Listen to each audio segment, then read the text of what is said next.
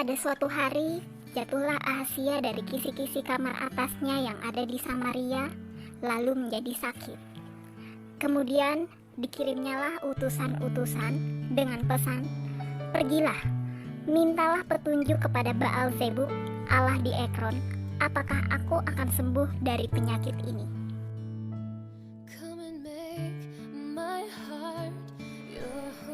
Tetapi berfirmanlah malaikat Tuhan kepada Elia, orang Tisbe itu, "Bangunlah, berangkatlah menemui utusan-utusan Raja Samaria, dan katakanlah kepada mereka, apakah tidak ada Allah di Israel, sehingga kamu ini pergi untuk meminta petunjuk kepada Baal Zebub, Allah di Ekron? Sebab itu beginilah firman Tuhan, engkau tidak akan bangun lagi dari tempat tidur di mana engkau berbaring, sebab engkau pasti akan mati."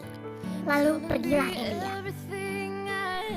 Sesudah utusan-utusan itu kembali kepada raja, berkatalah ia kepada mereka, "Mengapa kamu kembali?" Jawab mereka kepadanya, "Ada seorang datang menemui kami dan berkata kepada kami, 'Pergilah, kembalilah kepada raja yang telah menyuruh kamu dan katakanlah kepadanya, beginilah firman Tuhan, apakah tidak ada Allah di Israel, sehingga kau menyuruh meminta petunjuk kepada Baal Zebub, Allah di Ekron? Sebab itu engkau tidak akan bangun lagi dari tempat tidur di mana engkau berbaring, sebab engkau pasti akan mati.' Lalu bertanyalah ia kepada mereka, 'Bagaimanakah rupa orang yang telah datang menemui kamu itu dan yang mengatakan perkataan ini kepadamu?'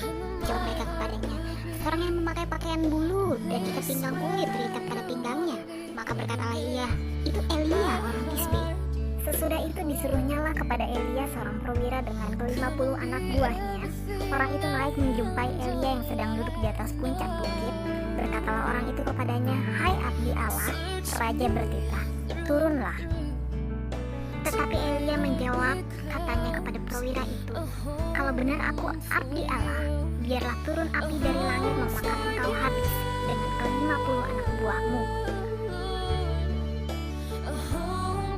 Maka turunlah api dari langit memakan dia habis dengan ke-50 anak buahnya.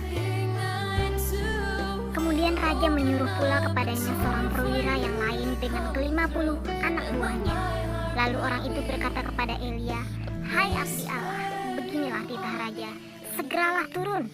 Tetapi Elia menjawab mereka, 'Kalau benar aku abdi Allah, biarlah turun api dari langit memakan engkau habis dengan ke-50 anak buahmu.' Maka turunlah api Allah dari langit memakan dia habis dengan ke-50 anak buahnya. Kemudian raja menyuruh pula seorang perwira yang ketiga dengan ke-50 anak buahnya. Lalu naiklah perwira yang ketiga itu, dan sesudah sampai berlututlah ia di depan Elia, serta memohon belas kasihan kepadanya, katanya, 'Ya abdi Allah, biarlah kiranya nyawaku dan nyawa ke-50 orang hamba-hambamu ini berharga di matamu.' Maka berfirmanlah malaikat Tuhan kepada Elia, 'Turunlah bersama-sama dia, janganlah takut kepadanya.' Lalu bangunlah Elia dan turun bersama-sama dia menghadap raja.